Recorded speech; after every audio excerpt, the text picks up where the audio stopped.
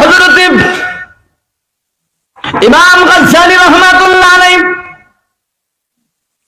জগৎ বিখ্যাত একজন আল্লাহওয়ালা ছিলেন, বুজুর্গ ব্যক্তি ছিলেন। হযরত ইমাম গাজ্জালী রাহমাতুল্লাহ আলাইহির দরবারে এক সময় একটা তরুণ যুবক হযরত ইমাম গাজ্জালীর দরবারে হাজির হয়ে গেলেন।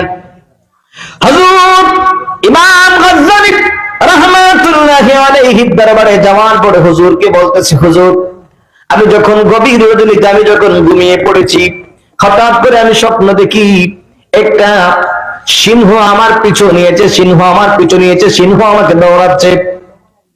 একটু মনোযোগ আকর্ষণ করছি আমার প্রিয় ভাইরা। হুজুর ইমাম গাজ্জালী রাহমাতুল্লাহি আলাইহির দরবারে যুবক বলে, হুজুর আমি যখন ঘুমের ঘরে ছিলাম, হঠাৎ করে আমি তাকিয়ে দেখি একটা সিংহ আমার পিছু নিয়েছে, সিংহটা আমাকে খাওয়ার জন্য আমার পিছু নিয়েছে। যেই মাত্র আমি সিংহকে দেখেছি, এই সিংহ থেকে আমি আমার নিজের জীবন আত্মরক্ষার জন্য আমি সামনের দিকে দৌড়াতে আরম্ভ করলাম।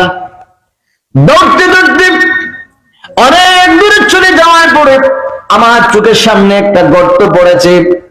আমি লাফ দিয়ে গর্তের ভিতরে আমি পড়ে গেলাম। কেন নয়, আমার জীবন আমাকে রক্ষা করা লাগবে। হুজুর আমি যখন গর্তের ভিতরে লাফ দিলাম, আমি যখন ভিতরে পড়তেছি ইন দি মিন টাইমে হঠাৎ করে আমার চোখের সামনে একটা রশি নজরে পড়লো। জাপটে মেরে রশিকে আমি ধরে ফেললাম।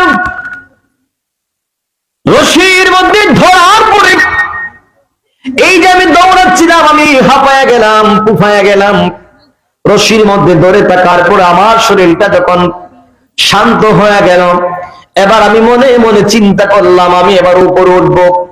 কিন্তু উপরে তাকায় দেখি যে সিংহ আমাকে দৌড়াইয়া নিয়ে আসছিল, এই সিংহটা গর্তের মুখে এসে বসে পড়েছে। অর্থাৎ উপরে ওঠা যাবে না, গর্তের সামনে এই সিংহটা বসা। এবার আমি মনে মনে চিন্তা করলাম উপরে ওঠা থেকে বিরত থাকবো, এবার নিচে নেমে যাব। যেই মাত্র আমি নিচে নামার সিদ্ধান্ত গ্রহণ করলাম, নিচের দিকে আমি যখন নামবো, নিচের দিকে আমি তাকালাম, নিচের অবস্থা আমি দেখবো। এই মুহূর্তে আমি তাকায় দেখলাম নিচে একটা সাপ হাঁ করে বসা আছে। যদি আমি নিচে নামি তাইলে আমাকে এই সাপ গিলে ফেলবে, খেয়ে ফেলবে।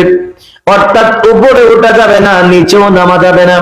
রশির মধ্যে আমি ঝুলে আছি। হঠাৎ করে তাকায়া দেখলাম সাদা এবং কালো দুইটা ইঁদুর মিলে